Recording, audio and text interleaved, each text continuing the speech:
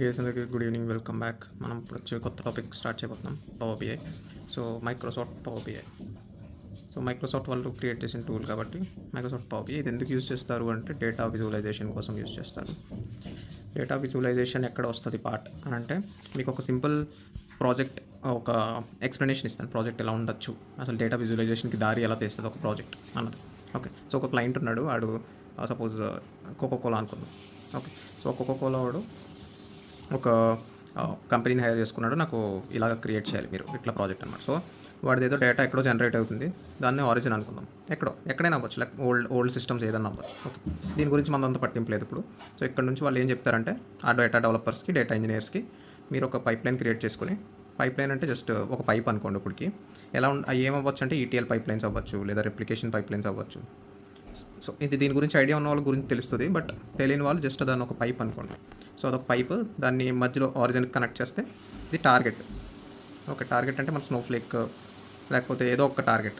నేను స్నోఫ్లేక్ అనుకుంటున్నాను. Okay, Snowflake కూడా ఒక డేటా వేర్ హౌస్ కానీ ఒక డేటాబేస్ కానీ ఏదో ఒకటి కాబట్టి. ఓకే, ఇది ఒక లేకపోతే నువ్వు MySQL అనుకోవచ్చు. ఓకే, సో ఇక్కడికి వచ్చినప్పుడు ఆ డేటా అన్నది టేబుల్స్ ఫార్మాట్లో ఫిట్ చేస్తున్నారు. ఓకే, ఈ పైప్ లైన్ ఇక్కడ కనెక్ట్ అయ్యి డేటా అన్నది ఒక్కొక్క టేబుల్లో పంపిస్తుంది. Okay, so let's say there is a table call T1 T2. So table T1 data ఇందులోకి వస్తుంది, టేబుల్ T2 డేటా ఇందులోకి వస్తుంది. సో ఇది బ్యాక్గ్రౌండ్. సో ఇక్కడ నుంచి ఏమవుతుందంటే ఒక టీమ్ వేరే టీం పనిచేస్తుంది డేటా వాల్ట్ బిల్డ్ చేయడానికి, డేటా వాల్ట్ అని అంటారు. లేకపోతే ఇంకో టీమ్ వ్యూస్ ఏవో క్రియేట్ చేసి వేరే వాళ్ళకి సర్వ్ చేస్తుంది. వేరే వరకు కొన్ని ఇంత డేటా వద్దు, on top of these tables కొంచెం డేటా చాలు, సో వాళ్ళకి వ్యూస్ క్రియేట్ చేస్తుంది. ఇంకొక టీము విజువలైజేషన్కి పనిచేస్తుంది. ఏంటంటే కోకోకోలా వాడు ఒక కొత్త థమ్స్అప్ దింపాడు. ఓకే, ఛార్జ్డ్ అని ఒకటి దింపాడు, గుర్తుంది కదా, ఛార్జ్.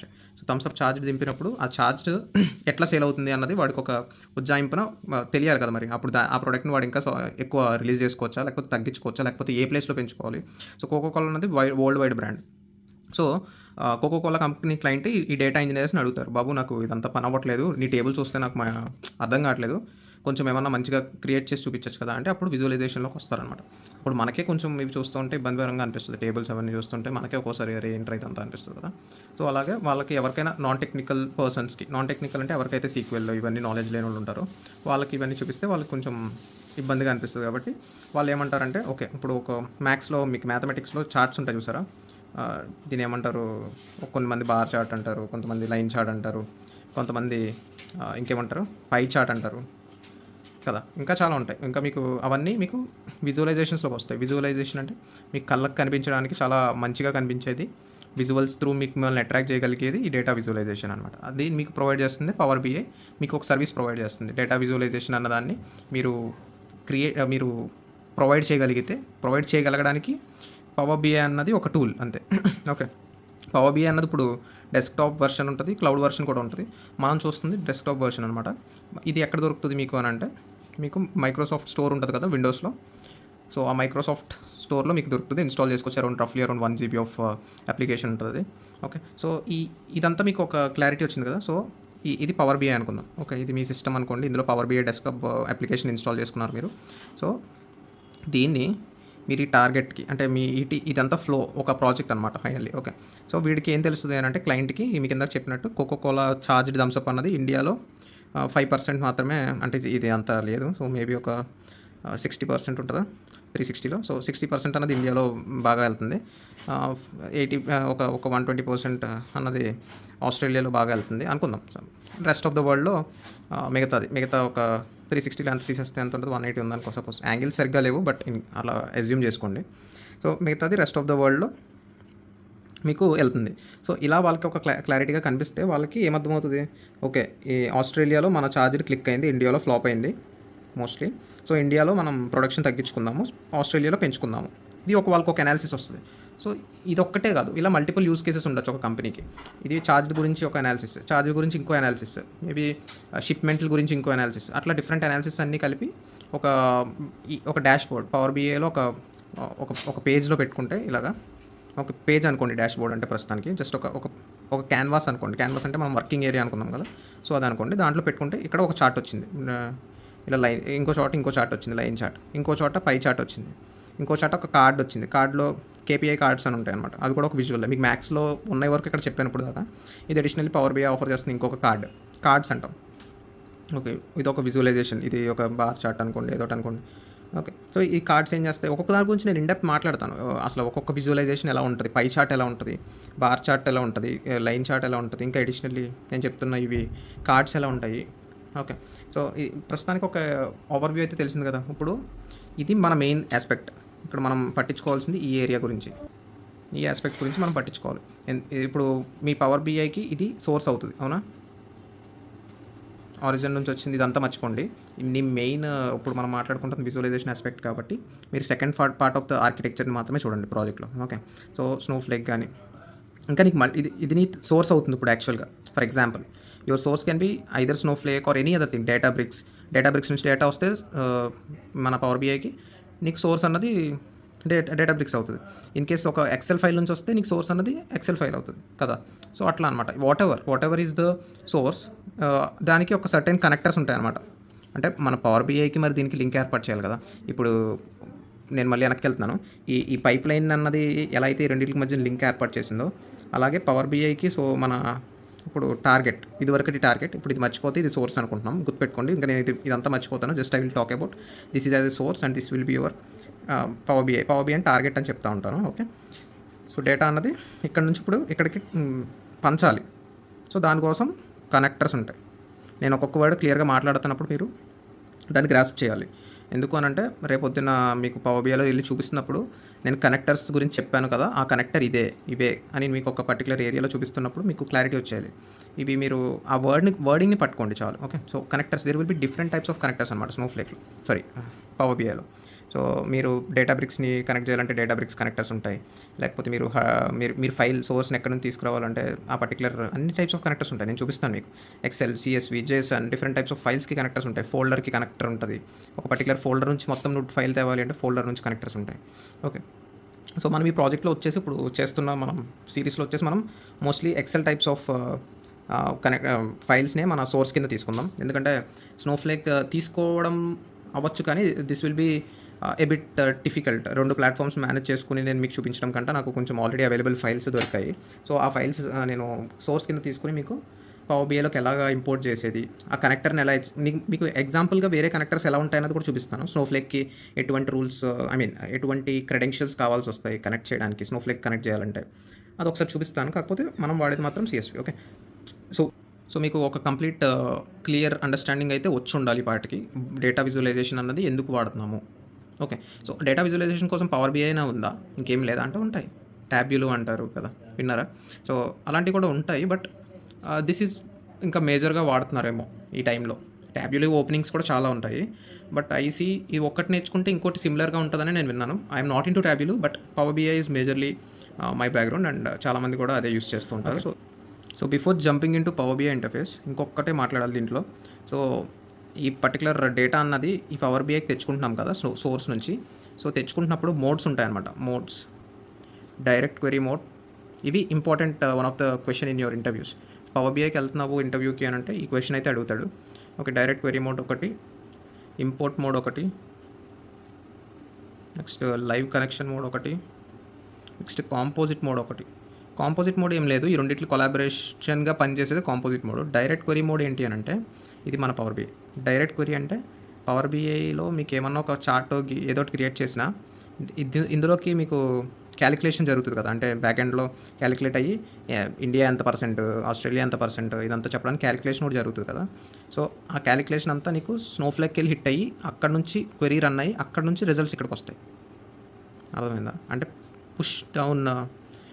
పుష్ డౌన్ ఆప్టిమైజేషన్ అని చాలా చోట్ల అంటారు. ఇక్కడ ఏమంటాడంటే క్వెరీ ఫోల్డింగ్ అంటాడు. ఇది కూడా ఒక క్వశ్చనే మీకు. ఓకే. క్వెరీ ఫోల్డింగ్ అని అంటారు. మీకు what is query folding in power BI అనొచ్చు. పుష్ డౌన్ ఆప్టిమైజేషన్ అని ఒక వేరే చోట మాట్లాడచ్చు. ఏదైనా ఒకటే. ఏంటి అంటే జస్ట్ ఇక్కడ ఒక క్యాలిక్యులేషన్ జరుగుతుంది పవర్ బిఐలో, ఎంత పర్సెంట్ అని. సో ఈ క్యాలిక్యులేషన్ పవర్ బిఐ చేయకుండా తెలివిగా ఏం చేస్తుందంటే, నేను చేయలేను, నువ్వు చెయ్యని స్నోఫ్లేక్ దగ్గర డేటా ఉంటుంది కదా, మరి నీ దగ్గరే డేటా పెడుతున్నాను కాబట్టి స్నోఫ్లేక్ నుంచి తెచ్చుకోవట్లేదు డేటా. డైరెక్ట్ క్వెరీ అంటే స్నోఫ్లేక్లోనే డేటా ఉండిపోతుంది. కావాల్సినప్పుడు ఇక్కడికి వెళ్ళి ఎగ్జిక్యూట్ చేసుకుని రిజల్ట్స్ని ఇలా తెచ్చుకోవడం, జస్ట్ రిజల్ట్స్ వరకు. అర్థమైందా? దీనివల్ల ఏమవుతుంది, ఇక్కడ నుంచి ఇక్కడికి వెళ్ళాలి, రన్ ఇక్కడ అవ్వాలి, ఇక్కడ నుంచి ఇక్కడికి రిటర్న్ అవ్వాలి రిజల్ట్స్. సో మీకు డేటా విజువల్ విజువల్కి మీకు డేటా అన్నది రావడానికి కొంచెం టైం పడుతుంది, టైం కన్జ్యూమింగ్ అవుతుంది. ఓకేనా. కాకపోతే ఇది ఎప్పుడు ప్రిఫర్ చేస్తారు అని అంటే డైరెక్ట్ క్వెరీ మోడ్ అన్నది బిగ్ డేటా టేబుల్స్, బిగ్ టేబుల్స్కి డైరెక్ట్ క్వెరీ మోడ్, స్మాల్ టేబుల్స్కి import mode. Second mode import mode అని చెప్పాను కదా. Import mode is for small tables. ఎందుకు అని అంటే ఇంపోర్ట్ మోడ్ అంటే ఏమర్థం అవుతుంది మీకు, డేటా ఇక్కడ టేబుల్ స్నోఫ్లేక్లో టేబుల్ ఉంది. ఓకే, ఆ టేబుల్ని డేటా మొత్తం ఇక్కడికి తెచ్చేసుకుని ఇందులో మెమరీలో స్టోర్ చేసుకుంటుంది, దీని మెమరీలో స్టోర్ చేసుకుంటుంది.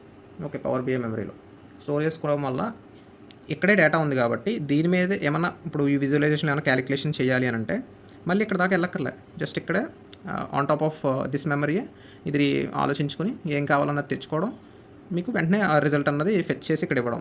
సో ఫాస్ట్గా నీకు క్వెరీ రిజల్ట్ టైం పెరుగుతుంది. కాకపోతే మీరు ఎక్కువ డేటా ఉన్న ఫైల్స్ని టేబుల్స్ని తీసుకొచ్చి ఇక్కడ పడేశారనుకో ఈ మెమరీలో ఇంపోర్ట్ మోడ్ వాడి అంత హ్యాండిల్ చేయలేదు పవర్ బిఐ.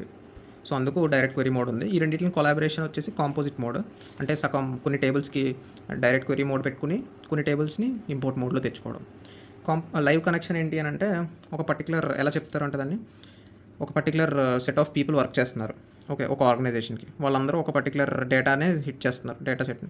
సో ఇతను దీని మీద అప్డేట్ చేస్తున్నాడు, ఇతను చేస్తున్నాడు. సో ఇలాంటి ఒక సెట్ ఆఫ్ ఆర్గనైజేషన్ వర్క్ చేస్తున్నప్పుడు ఒకే సెట్ ఆఫ్ డేటా మీద ఒక లైవ్ కనెక్షన్ బోర్డ్ అన్నది యూస్ చేస్తారు అని చెప్తూ ఉంటారు. ఇది పర్సనల్గా నేను ఎప్పుడు యూజ్ చేయలేదు, అండ్ ఇంటర్వ్యూలో కూడా దీని మీద అంత ఫోకస్ ఉండకపోవచ్చు. Mostly both focus will be on these two, if not like composite మీద కూడా ఇంటర్ఫేస్ దగ్గరికి. సో ఇది వచ్చేసి పవర్ బిఐ డెస్క్టాప్ యాప్ అనమాట. ఇది మీకు మైక్రోసాఫ్ట్ స్టోర్ నుంచి డౌన్లోడ్ చేసుకోవచ్చు అని చెప్పాను కదా. సో ఇందులో మీకు మెయిన్గా మాట్లాడుకోవాల్సిన 2 టైప్స్ ఆఫ్ ఇంటర్ఫేసెస్ ఉంటాయన్నమాట.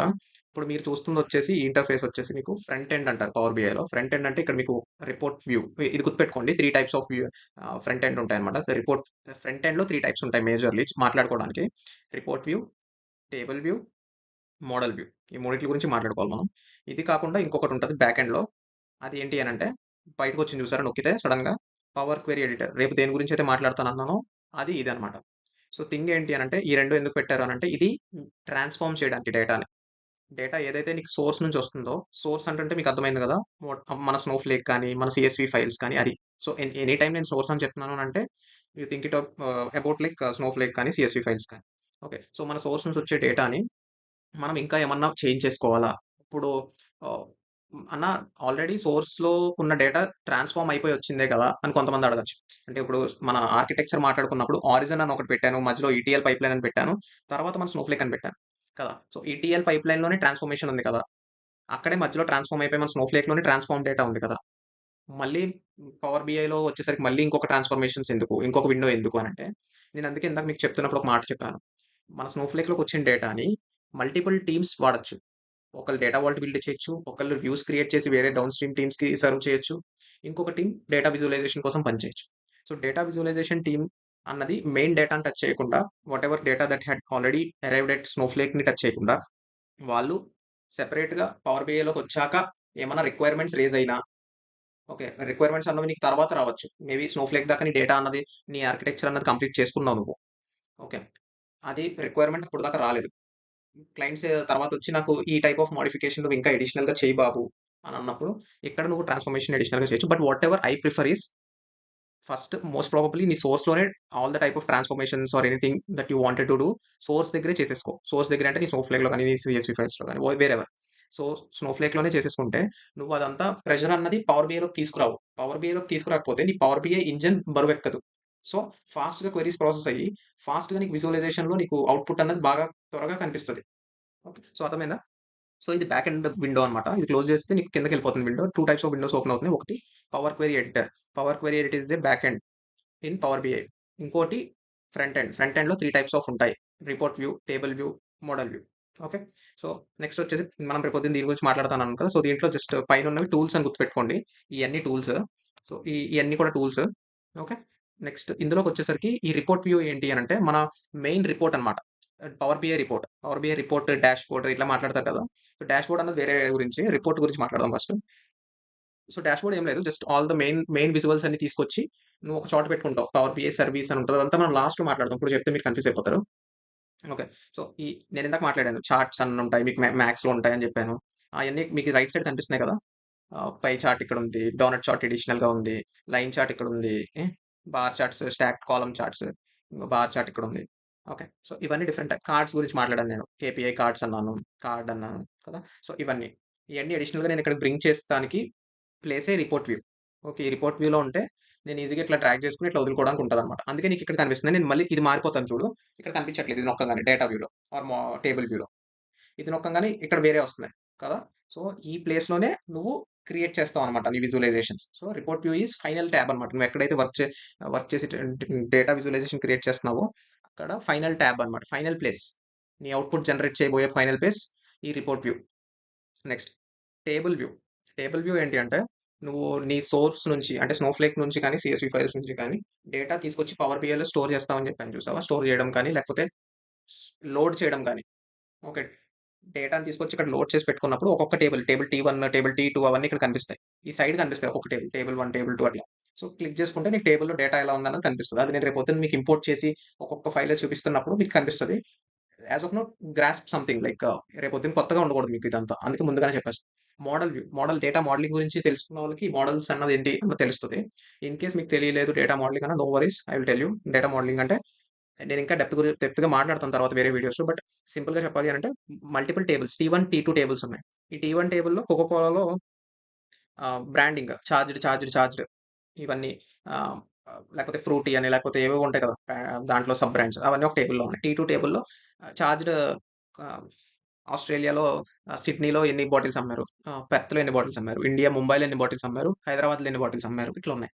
సో, టీ1, టీ2 ఈ 2 టేబుల్స్‌కి మధ్యన ఒక రిలేషన్ ఏర్పాటు చేయాలి. అంటే one to one relation, one to many relation, many to many relation ఈ టైప్ ఆఫ్ రిలేషన్‌ని ఏర్పాటు చేస్తారు చూసారా? అదే మోడలింగ్ అన్నమాట. ఆ 2 టేబుల్స్ మధ్యన ఒక బంధాన్ని ఏర్పరచడాన్నే మోడలింగ్, డేటా మోడలింగ్ అని అంటారు. సో, బంధాన్ని ఏర్పరచడాన్ని ఇలా రిప్రజెంట్ చేస్తున్నారు చూడు బంధాన్ని మధ్యలో గీత గీసి. సో, ఎందుకురా బంధాన్ని ఏర్పాటు చేయాలి అనంటే, ఒక టేబుల్‌కి మధ్యన బంధాన్ని ఏర్పాటు చేయకపోతే, నువ్వు కోకా కోలాలో చార్జ్డ్ అన్నది ఆస్ట్రేలియాలో, సిడ్నీలో ఎన్ని బాటిల్స్ అమ్మారు అని నీకు తెలియాలి అనంటే, రెండిట్ల మధ్యన ఒక దారైతే ఉండాలి కదా! ఇప్పుడు రాజమండ్రి నుంచి హైదరాబాద్ ఒక దారేస్తేనే ఆ రెండిట్ల మధ్యన పీపుల్ ట్రావెల్ చేయగలరు. అలాగే టేబుల్ 1కి, టేబుల్ 2కి మధ్యన దారి గీస్తేనే ఆ రెండిట్ల మధ్యన డేటా ట్రావెల్ చేయగలదు. డేటా అన్నది ఒక చోట నుంచి ఇంకో చోటకెళ్తే ట్రావెల్ చేయడం అంటే, ఇక్కడ నుంచి డేటా అన్నది ఓకే. చార్జ్డ్ అన్నది ఆస్ట్రేలియాలో ఎన్ని బాటిల్స్ అమ్మారు అని తెలుసుకోవాలి అనంటే, ఆ బంధం ద్వారా ట్రావెల్ చేయాలి. ఇక్కడ చార్జ్డ్ అన్నది ఈ లైన్‌లో ఉంది. ఈ లైన్‌లో ఇలా ట్రావెల్ చేసి ఆస్ట్రేలియాలో ఎన్ని బాటిల్స్ అమ్మారు అన్నది చూసుకోవాలి. ఓకే. సో, అలాంటి రిలేషన్‌తో ఉంటేనే నీకు డేటా అన్నది మొత్తం అనాలిసిస్ చేయగలవు. సో, అలా డేటా మోడల్స్ బిల్డ్ చేస్తావు. ఫస్ట్ ఏం చేస్తావంటే మీకు ఎగ్జాంపుల్ చూపిస్తాను. ఈ మూడిట్ల మధ్యన డేటా ఎలా ట్రావెల్ అవుతుందన్నది. అంటే ఫస్ట్ నువ్వు డేటా అనేది లోడ్ చేస్తావు పవర్ బిఐలోకి. ఆ తర్వాత మల్టిపుల్ టేబుల్స్ వస్తాయి కదా! టేబుల్ 1, టేబుల్ 2 అన్ని లోడ్ చేస్తావు. లోడ్ చేసాక అన్నిట్ల మధ్యన రిలేషన్‌షిప్ చెప్తావు. రిలేషన్‌షిప్ చెప్పిన తర్వాత ఇక్కడికొచ్చి నువ్వు విజువలైజేషన్స్ తీసుకొస్తావు. ఒక్కొక్క విజువలైజేషన్ తీసుకొచ్చి అందులో కాలమ్స్ ఏస్తావన్నమాట. ఒక్కొక్క టేబుల్‌లోంచి ఒక్కొక్క కాలమ్ తీసుకొచ్చి ఓకే. ఎక్స్ యాక్సిస్‌లో ఆహ్, ఆ ప పై చ ఈ ఈ బార్ చార్ట్ ఏదో తీసుకున్నావనుకో. ఎక్స్ యాక్సిస్‌లో ఆ బార్ చార్ట్ ఎక్స్ యాక్సిస్‌లో నువ్వు కంట్రీ, బార్ చార్ట్ వై యాక్సిస్‌లో ఎన్ని బాటిల్స్ అమ్మారు? ఎంత పర్సెంట్ అమ్మారు? ఇటువంటి కాలమ్స్ ఏస్తాం. ఓకే. సో, అది ఒక ఓవర్‌వ్యూ అనమాట. ఇప్పుడు నీకు కనెక్షన్ చెప్తా అన్నాను కదా! ఎలా కనెక్ట్ చేయాలి? కనెక్టర్స్, టైప్ ఆఫ్ కనెక్టర్స్ చెప్పాను ఇందాక. నీకు స్నోఫ్లేక్ కనెక్టర్స్ ఉంటాయి. సీఎస్‌వి కనెక్టర్స్ ఉంటాయని. సో, అవి ఎట్లా అంటే ఇక్కడ గెట్ డేటా అని ఉంది చూసారా? సో, స్నోఫ్లేక్‌కి డేటా ఎక్కడి నుంచి వస్తది? సోర్స్ నుంచి వస్తది. ఆ source can be any type. మీకు సీఎస్‌వి అవ్వచ్చు, స్నోఫ్లేక్ అవ్వచ్చు, మైస్క్యూఎల్ అవ్వచ్చు, డేటాబ్రిక్స్ అవ్వచ్చు ఏదైనా అను. సో, ఇదిగోండి. సో, ఇవి చాలా టైప్స్ ఇస్తారనమాట. ఓకే. సో, స్నోఫ్లేక్ అనుకో. స్నోఫ్లేక్. సో, స్నోఫ్లేక్ కనెక్ట్ చేయాలి అనంటే స్నోఫ్లేక్ ఏమడుగుతుంది? మీకు సర్వర్ నేమ్ అడుగుతుంది. ఏ వేర్ హౌస్ యూజ్ చేసి నేను క్వెరీస్ రన్ చేయాలి. ఇన్ కేస్ అది ఒక మీకు డైరెక్ట్ క్వెరీ మోడ్ అయితే ఏ క్వెరీ యూజ్ చేసి అంటే పుష్ బ్యాక్ ఆప్టిమైజేషన్ జరుగుతుందన్నాను కదా! క్వెరీ ఫోల్డింగ్ జరుగుతుందన్నాను కదా! సో, ఇక్కడి నుంచి అక్కడికి డేటా ఎళ్ళినప్పుడు ఏ క్వెరీ యూజ్ చేసి సారీ ఏ వేర్ హౌస్ యూజ్ చేసి నేను అక్కడ ఒక క్వెరీ రన్ చేయాలి. ఇక్కడ సంథింగ్ మీ స్నోఫ్లేక్ అకౌంట్ యూజ్ చేస్తే మీకు ఆ పైన యూఆర్ఎల్‌లో ఈ టైప్ ఆఫ్ కనిపిస్తది. Server name. ఆ సర్వర్ నేమ్ ఎత్తుకొచ్చి ఇక్కడ పేస్ట్ చేసినా మీకు స్నోఫ్లేక్ కనెక్ట్ అయిపోతది. మిగతాయన్ని ఆప్షనల్సే. ఈ 2 పెడితే సరిపోతుంది. సో, అలాగే స్నోఫ్లేక్ కనెక్ట్ అవ్వచ్చు. మనం ఇప్పుడు జస్ట్ ఎగ్జాంపుల్‌గా ఎక్సెల్‌కి కనెక్ట్ అవుదాం అనుకున్నాం కదా! సో, మీకు డేటాబ్రిక్స్ కావాలి అనంటే డేటాబ్రిక్స్ కూడా మీకు ఉంటాయి. ఇక్కడ సెర్చ్ చేసుకుంటే. ఓకే. అజూర్ డేటాబ్రిక్స్ అని. ఇక్కడ నుంచి కాకపోయినా నువ్వు ఇక్కడ ఉన్నాయి చూసావా ఆప్షన్స్ ఇక్కడ నుంచైనా తెచ్చుకోవచ్చనమాట. ఇది నొక్కినా మీకు సేమ్ అదే ఫైల్ వస్తది బయటికి. ఓకే. లేదు అంటే మనం ఇందాక పవర్ క్వెరీ ఎడిటర్ అని ఒకటి చూసాం గుర్తుందా? పవర్ బిఐ బ్యాక్ ఎండ్ అని చెప్పాను ఇది. ఇందులోంచైనా నువ్వు తెచ్చుకోవచ్చు డేటాని. New source, more. సో, ఎక్కడి నుంచి కొట్టినా నీకు డేటా అనేది ఇంపోర్ట్ అవుతదనమాట. ఐ మీన్ పవర్ బిఐలోకి తెచ్చుకుంటాం అనమాట. సో, ఒక శాంపుల్ ఫైల్ అయితే ఇంపోర్ట్ చేసేసి, ఈ రోజుకి టాపిక్ ఎండ్ చేసేద్దాం ఎక్కువైపోయింది. రేపొద్దున్న మీకు పవర్ క్వెరీ ఎడిటర్ గురించి మాట్లాడతాను. సో, డేటా అన్నది నేను ఆల్రెడీ తీసి పెట్టుకున్నాను ఈ ఫైల్స్. సో, ఒక పర్టిక్యులర్ డేటా ఎత్తుకుతాం. కస్టమర్ లుక్ ఇదొక డేటా. ఓకే. అలా కొట్టంగానే మనకి ఇదంతా డేటా నీకు ఎక్సెల్ ఓపెన్ చేస్తే నీకు ఇట్లే ఉంటదది. ఇది ఆటోమేటిక్‌గా పికప్ చేస్తదనమాట. ఏంటి డేటా టైప్‌ని ఒక్కొక్క కాలమ్ యొక్క డేటా టైప్ ఏంటి? కస్టమర్ కీ ఏ టైప్ అయ్యి ఉండొచ్చు, ప్రిఫిక్స్ ఏ టైప్ అయ్యి ఉండొచ్చు, ఫస్ట్ నేమ్ ఏ టైప్ అయ్యి ఉండొచ్చు. అది వేర్‌కేర్ అవ్వచ్చా? లేకపోతే ఇంటిజర్ అవ్వచ్చా? ఏంటన్నది ఇది డిటెక్ట్ చేస్తది. Power BI is so clever అనమాట. సో, డిటెక్ట్ చేయొద్దు అంటే నువ్వు చెప్పొచ్చు. నువ్వు తర్వాత నువ్వు చేసుకోవాల్సొస్తదనమాట డిటెక్షన్. నువ్వు నువ్వు మాన్యుయల్‌గా చేసుకుంటా అంటే. లేదు నాకు మొత్తం అన్ని రోస్ ఆ ఫైల్‌లో ఎన్ని రోస్ ఉన్నాయో అన్ని రోస్ బేసిస్ మీద నువ్వు అప్పుడు డిటెక్ట్ చెయి. నువ్వేదో 200 రోస్ బేసిస్ మీద చేసేసానంటున్నావు డిఫాల్ట్‌గా అదొద్దు అని చెప్తే నువ్వు ఇక్కడ మార్చుకోవచ్చు. నెక్స్ట్ ఇది నీ ఫైల్‌లో ఉన్నవి ఎట్లా డివైడ్ అవుతున్నాయి? కామాతో డివైడ్ అవుతున్నాయా కాలమ్స్? లేకపోతే సెమికోలన్‌తోనా? లేకపోతే వేరేదేమన్నా కస్టమ్‌గా ఉందా? నువ్వేమన్నా పెట్టుకున్నావా డాలర్ అని గాని ఏమన్నా అడిషనల్‌గా వేరే డీలిమిటర్ ఏమన్నా పెట్టుకున్నావా? అది చెప్పొచ్చు. ఓకేనా? సో, ఇక్కడ నీకు 2 ఆప్షన్స్ వస్తున్నాయి. Load, transform. లోడ్ కొడితే ఏమైతది అనంటే డైరెక్ట్ ఈ టేబుల్ అన్నది లోడ్ అయిపోతది. లోడ్ అయిపోతే ఎక్కడికెళ్తది అంటే ఇక్కడికెళ్తది. డేటా వ్యూ కానీ, టేబుల్ వ్యూ కానీ అని అన్నాను కదా! అక్కడికెళ్తది. ఓకేనా? ట్రాన్స్‌ఫార్మ్ కొడితే ఏమవుతది అనంటే ట్రాన్స్‌ఫార్మ్ అంటే నువ్వు ఇంకా ఏమైనా మోడిఫికేషన్స్ చేసుకోవాలనుకుంటున్నావా ఈ డేటా మీద అని. నీకు ఇందాక చెప్పాను. ట్రాన్స్‌ఫార్మ్ అంటే ఏం చెప్పాను? పవర్ బిఐ బ్యాక్ ఎండ్ అని. పవర్ బిఐ బ్యాక్ ఎండ్ అంటే ఏమని చెప్పాను? పవర్ క్వెరీ ఎడిటర్ అని. పవర్ క్వెరీ ఎడిటర్ ఓపెన్ అవుతదనమాట. ఈ డేటా వచ్చి పవర్ క్వెరీ ఎడిటర్ ఓపెన్ అవుతుంది నీకు మొత్తం. ఓకేనా? అంటే ఇందు మీద నువ్వు ఇప్పుడు మోడిఫికేషన్స్ చేసుకోవచ్చు ఈ డేటా మీద. నువ్వు ఏదైతే మోడిఫికేషన్స్ చేస్తున్నావో అయన్నీ రైట్ సైడ్ నీకు ఒక్కొక్క స్టెప్ కింద కనబడతాయి. ఇప్పుడు నేను అడిషనల్‌గా ఏదో ఒక చిన్న మోడిఫికేషన్ చేద్దామే. సపోజ్ ఇది నాకొద్దు. ఈ డేటా టైప్ మారుస్తా. ఓకే. ఆహ్, లేకపోతే ఈ డేటా టైప్ మారుద్దాం. ఇదేముంది ఏబీసీ అని ఉంది. దీన్నేం చేద్దామంటే ఆహ్, డెసిమల్ నంబరో ఏదో పెడదాం. ఓకే. యాడ్ న్యూ స్టెప్పా? రీప్లేస్ న్యూ స్టెప్పా? ఏదో అంటుందది. అంటే ఇక్కడ రైట్ సైడ్ స్టెప్స్ వస్తున్నాయి చూసారా? అది. ఇప్పుడు నాకు న్యూ స్టెప్ కింద కావాలి. సో, నేను చేంజ్ చేశాను స్టెప్. ఇది ఇంకొక కొత్త స్టెప్‌లా వచ్చింది. ఇందాకటిది ఇది, ఇప్పుడిదిది. ఇక్కడికెళ్తే మీకు చూసారా? ఇందాక ఏబీసీ ఉంది.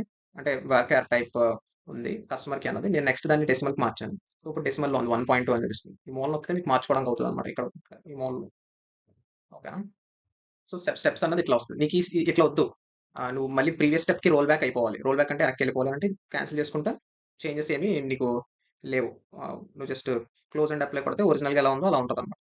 ఓకేనా? సో, ఇదంతా రేపు మాట్లాడదాము. ఈ క్వెరీ ఎడిటర్‌లో ఉన్న టూల్స్ గురించి, ఈ పైన ఏమున్నాయి?